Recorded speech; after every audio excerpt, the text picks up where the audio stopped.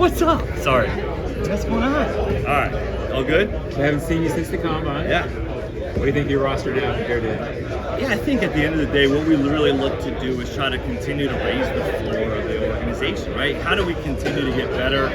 Consistency, good, sound football players that love to play the game. Really, that's all we're really trying to do. And I think that ultimately they'll come in, mesh really well with some of the players that we already have in our locker.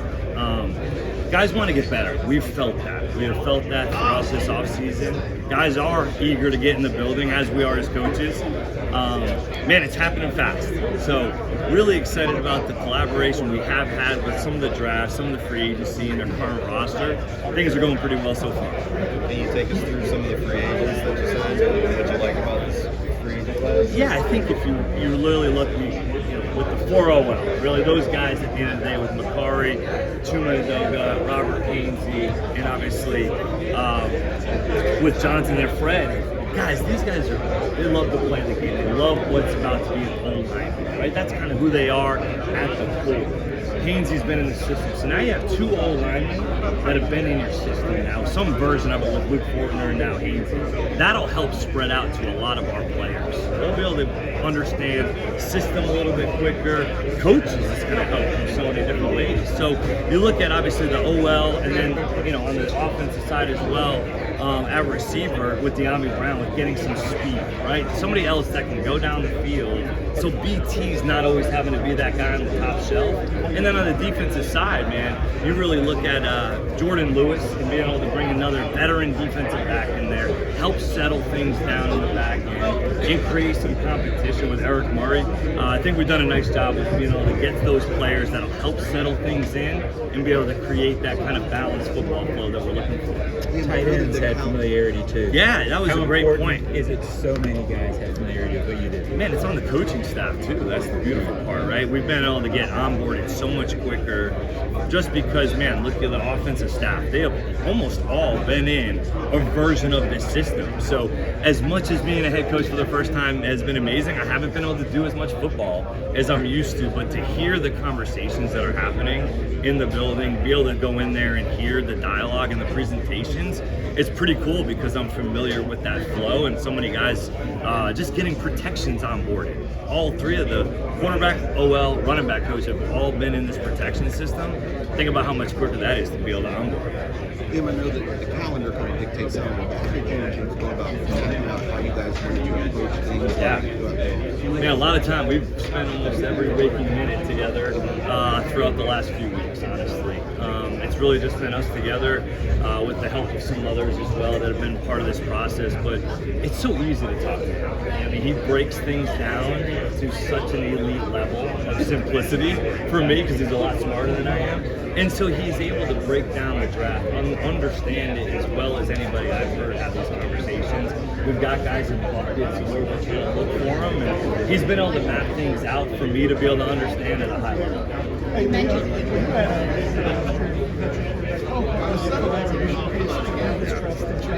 that was a huge part. I mean, obviously I was with him for a short time in LA.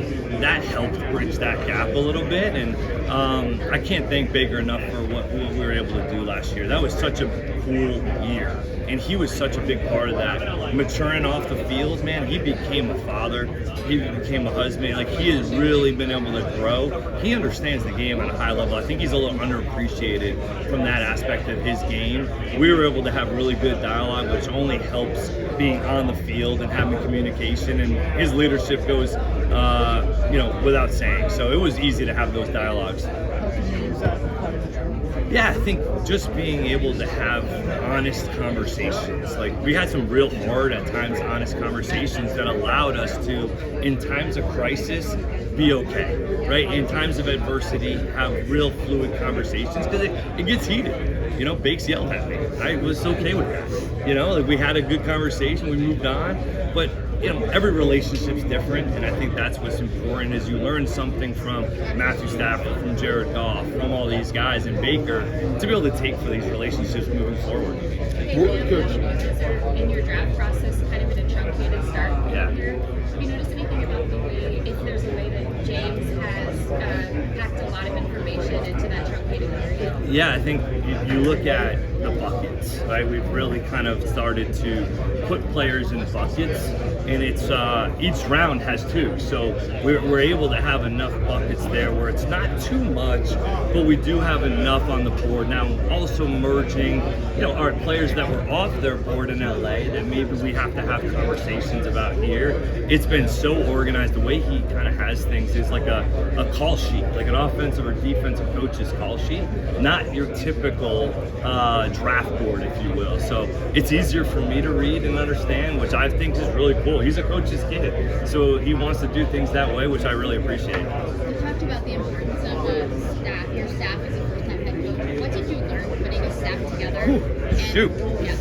That's a great one, Sarah. That was probably what took up the most of my time early on, that you're ready for, because you have a board, right? A coach's depth chart that you've been kind of creating over time, right? Over the years of doing this, you're banking them and then finally getting them on paper. Well, you don't just get to pick them. It's not the draft. You have to go get them. And so now you're recruiting against another coach at multiple, maybe other places, college, NFL, families, everything. You have to sell. You're back in recruiting mode. So hey, was just in college not too long ago. Got into mode real quick, and we were rolling. I mean, that was the hardest part though, was getting on those calls, being able to recruit 2 a.m. on the West Coast Zooms. It was a lot. It was a lot, but man, really pleased with the staff we were able to put together, and that was the most stressful part though. What did you learn from Sean? Well, one, how would you describe him as a recruiter? What did you learn from Sean about the people he surrounded himself with in LA? Yeah, people that were, when I walked into that building in 2018, I had never felt anything like that before. Just the continuity, the positivity, the true, like, man, hey, how are you? Like, it actually really meant something. I just felt like he stepped in that building, was truly himself every single day. That was something I really learned last year, was I wasn't trying to be somebody else. I was really just trying to be myself, and everybody does that. Good things typically happen, and you build good relationships, and that's what he's always done. You have a real conversation with Sean McVay every time you guys interact, and I think that's what ultimately makes him a great recruiter and surrounds him with unbelievable people. Do you feel like you're moving that direction? Yeah, I do. I think we are. I mean, if you look at the way we set things up, like there is, I don't want to say a succession, but it's built for people to elevate and grow. Like, that's what we want. We want to win games right now for the Jacksonville Jaguars. That's priority number one for these coaches. But I'd be silly not to say that I want them to, develop and evolve and grow. That's the goal. Like, I want these guys to be able to go off and be successful. That means we did something right. But for right now, their focus is on, winning games for the Jacksonville Jaguars. And man, I've been really happy with their flow. Anthony Campanelli is a first-time defensive coordinator. I went and sat in the defensive staff room, and that was being run like the players were there. He was making a call. The defensive staff is going, all right, I got the cloud, I got the flat, I got the hook curl, and it's like, pop, pop, pop, pop, pop. I was like, oh shoot, it was moving. It was good. So really impressed. What was your selling point to some of these guys you're recruiting? Some of them are in good situations, but why come to some of them? Hey man, I was able to go to the Rams and learn what I thought was like getting my PhD in coaching, right? I'm not Sean, and this is a version of that place, right? But maybe if you haven't been in this system or been a part of it from, whether you're more in it, you just haven't had an experience of working under one of these coaches yet, hey, come, just be bold, man. Like, come do something different. Like, come be a part of something that may not be what you're used to. And, Jacksonville doesn't hurt. Being a tax-free state doesn't hurt. But really, it's part of starting something new, and truly, like I'm really saying, is like build it the way you want to be able to build it. Do things that are hard. It's gonna be hard, but that's what's the fun part.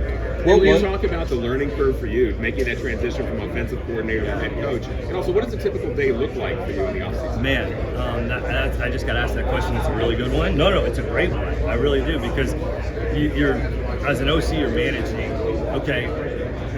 10 coaches, players, a little bit of staffing, but not, that's basically about it. Now, there's other parts to it, it keeps adding up, right? With defense, special teams, a little bit of the situations outside, but that's the beautiful way of how we structured this with myself, James, Tony Vaselli. I'm able to truly focus on the staff.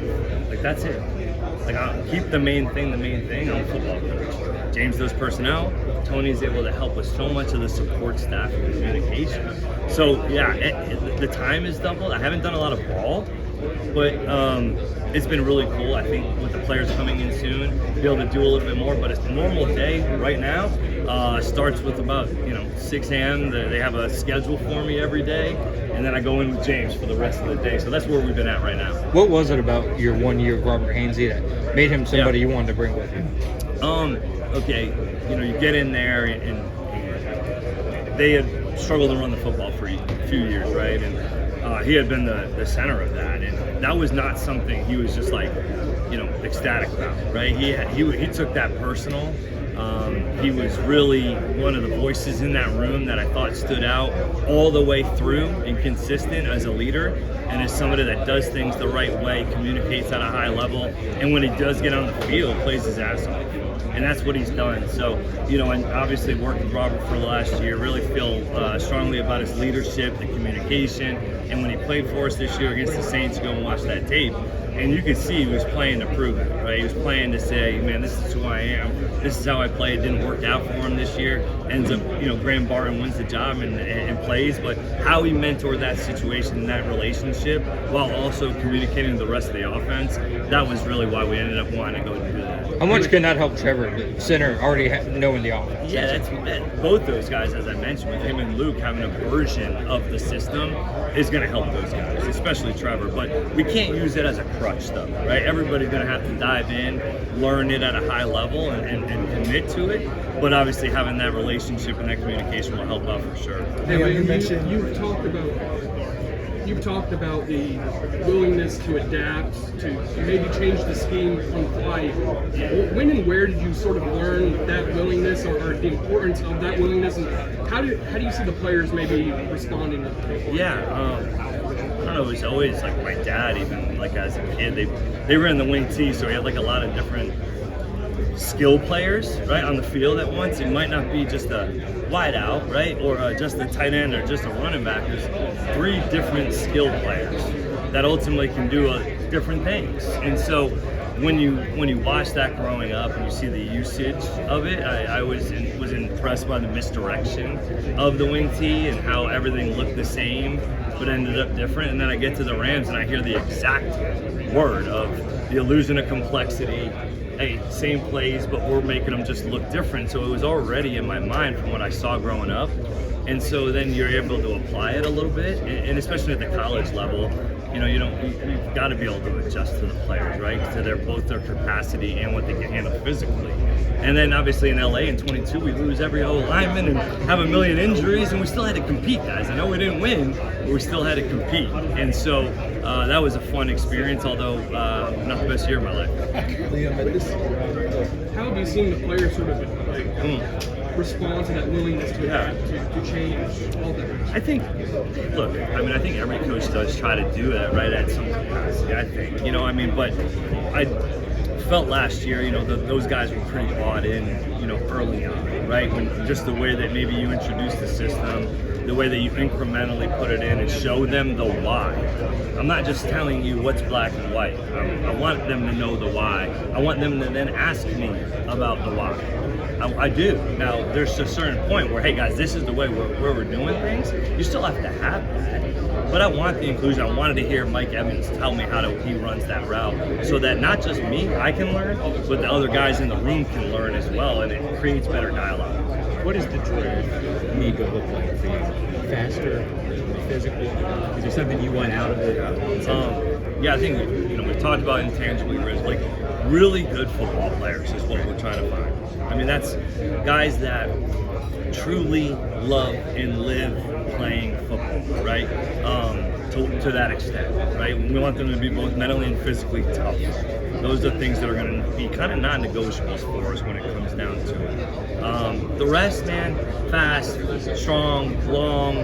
Like, we're not even trying to use those adjectives or, you know, those words in this whole deal. We're really just trying to say, like, do we want them or not? Like, do we want the player or not? Do we want to coach this player or not? Try to keep it there and then be able to get into it. So mentally and physically tough guys that love to play, that ultimately, man, they're just loving to compete. You know, coming from maybe some good programs that have won, that know how to do things, that do things right. I felt like that was something in Tampa last year that really helped that rookie class. They all came from really good programs that helped them get onboarded pretty quickly. Players come back soon. Yep. What are they walking into? Energy. You know, that's the first thing that we're really trying to place is just feel, guys, like, this is good stuff. It's great to be back.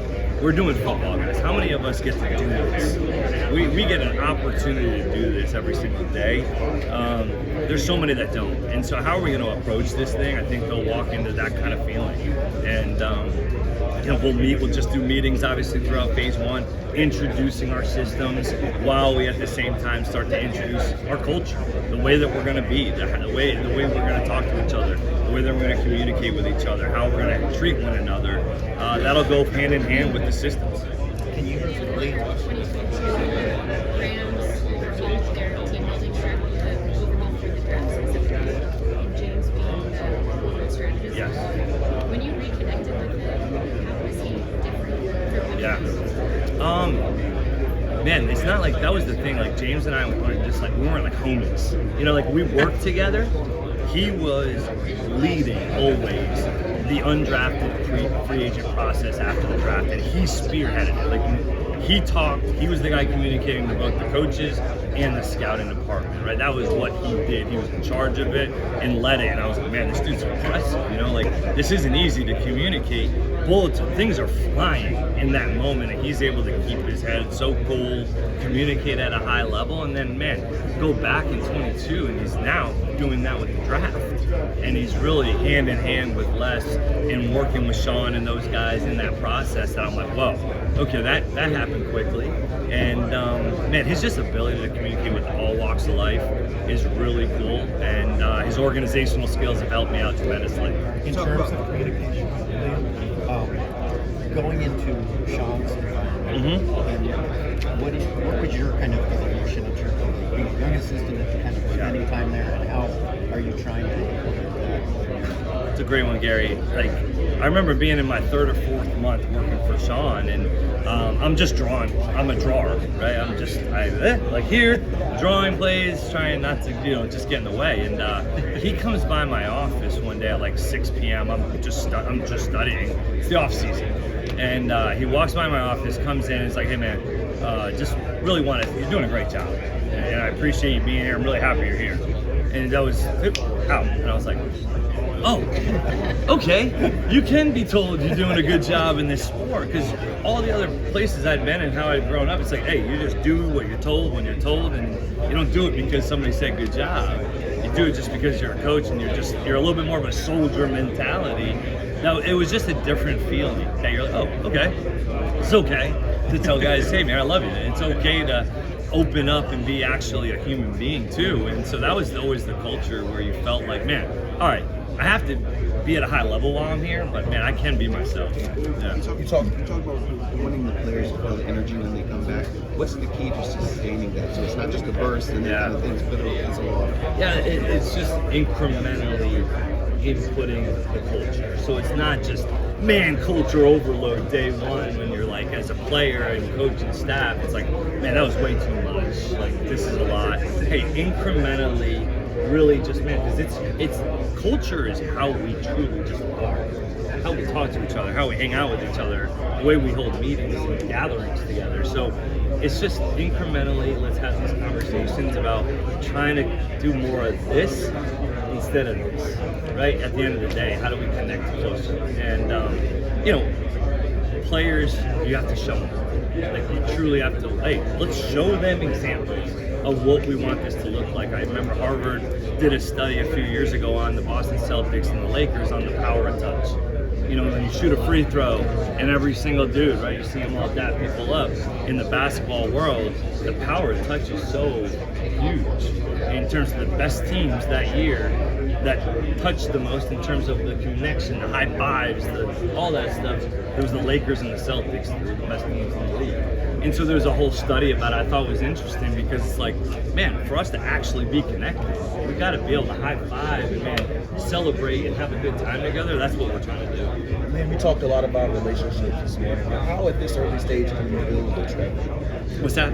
In this early stage, Yeah. how are you able to build, or have you been able to build a Trevor? I've had some really good conversations, and not being able to work with him quite yet, but man, we went out to dinner a few times, and I saw the vision. Talked to a guy that I know right off the bat is physically and mentally tough. Like I believe that about him, and so that's how I'm excited to work with him about it. He's open. He just wants to play at the highest level as he can. He wants to accept as much coaching. He wants to be coached hard, and he wants to do well. So those are the great conversations, that he's open, he wants to work, and he's been willing to work.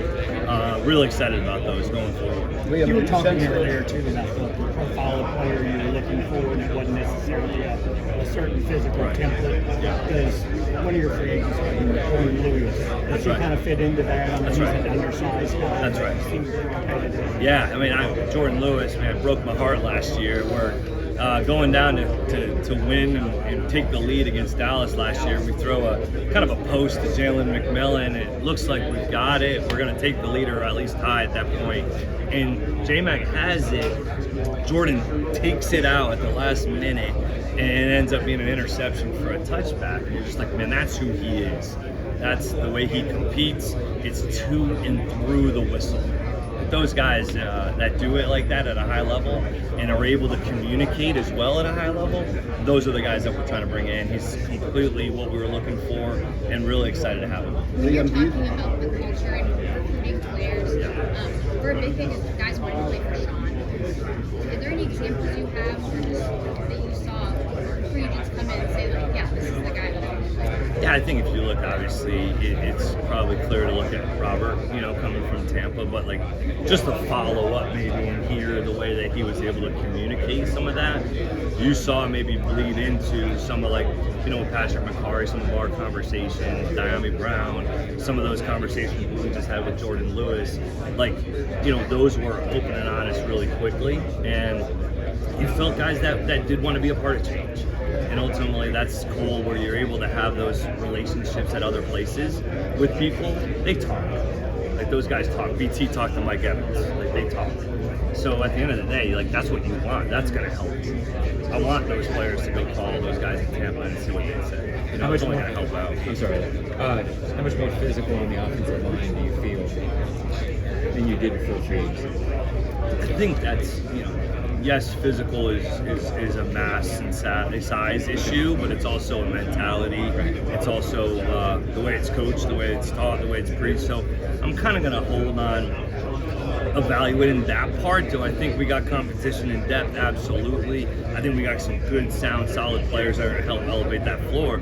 But let's go wait and see what it truly looks like when we actually go and compete and do things the way that we're going to do them. We added a bunch to the offensive line. Do you want to add to the defensive line in the draft?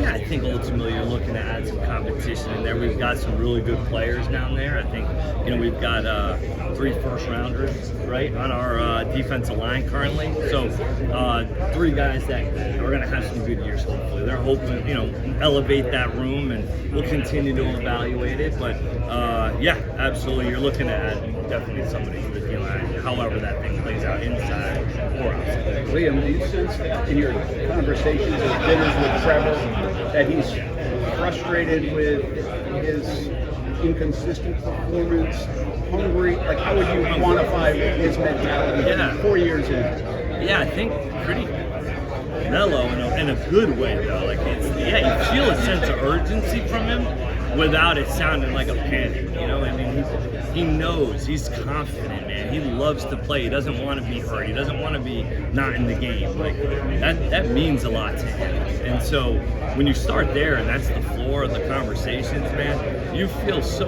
good about where it's gonna go because it's honest. You can feel it from him. So he's hungry though. I would say that for sure. He's putting in time right now on his own without any sort of, hey, he's doing it on his own, maybe twice a day right now, doing stuff to help him get better. I think the fans should know, like, that's this guy's work ethic. That's the way he does things. How is his health right now? Yeah, man, he's getting better. He's throwing a little bit, and you know, he'll be able to get going in the spring and be able to throw a little bit more. But man, he's getting better and better each day. How tough is it to learn this offense?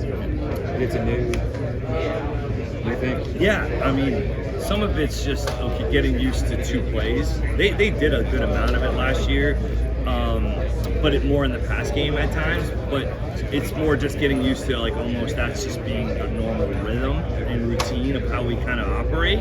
And you know, it's just repetition, man. It's just a ton of repetition. Once you're able to visualize the formations, motions, things like that, that's when it becomes so much easier to call it, to where you can start to visualize it. It won't happen for a little while. We had a little bit of a bridge in Tampa with Dave Canales. Running a version of the system helped that bridge. It wasn't like we were going in completely putting in something new. This may be a little bit more that way, just because it was a similar system, right? They did similar. So many players are the same guys, right? It's just what we call them, and getting through that way. What kind of leap can Brenton Strange take just by simply getting more opportunities? And Brenton plays the game the right way. I'll say that for sure. I love the way he competes through the whistle, right? He does it through the whistle. Plays with an edge. He's got some twitch. He's strong. He'll get his hands on in the blocking. I really appreciate it.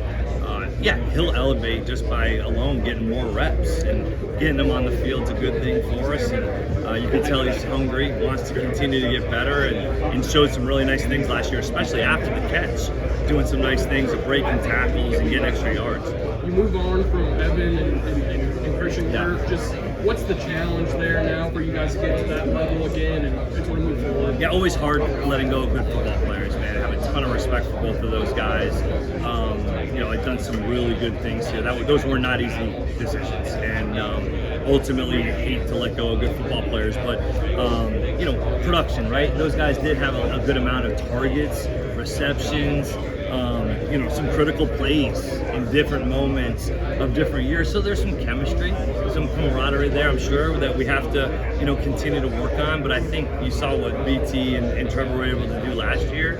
And then obviously with some of the guys in Parker, Washington had a great connection. And you start to see some of these guys evolve. You're like, okay, you know, this allows us to do some different things within our roster structure and feel confident about where it's going moving forward. Okay, 2 or 3 more minutes, guys. Hey there, Coach. So during free agency, you all picked up right before De'Ami. Yeah.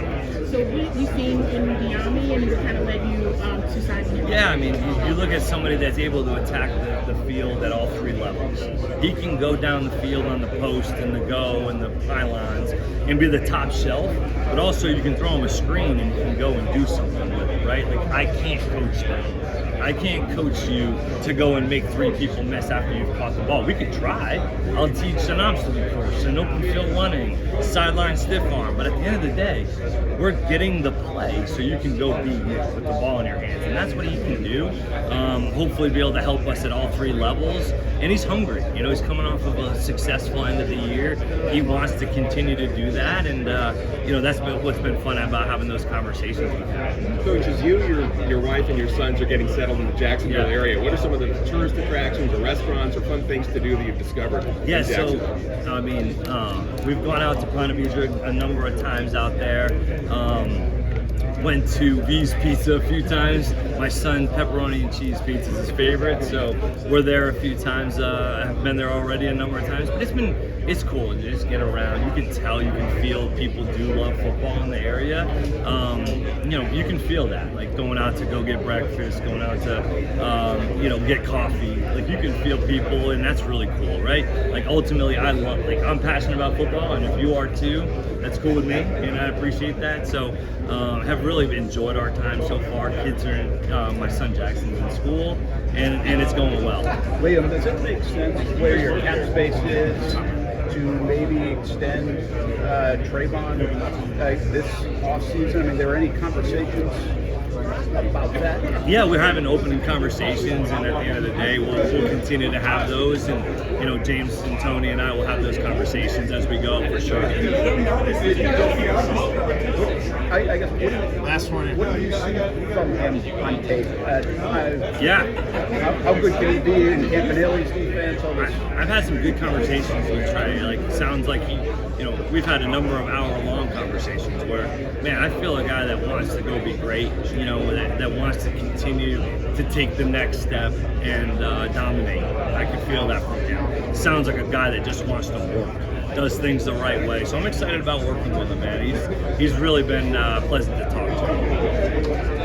All right, man. Thank All you good? so much. Thanks, guys. Yeah, of course. No, you're good. You're good. Yeah, I'm a shaker. You're good. Yeah. Yeah. Mike Crosby, Florida National News. Thanks. All right.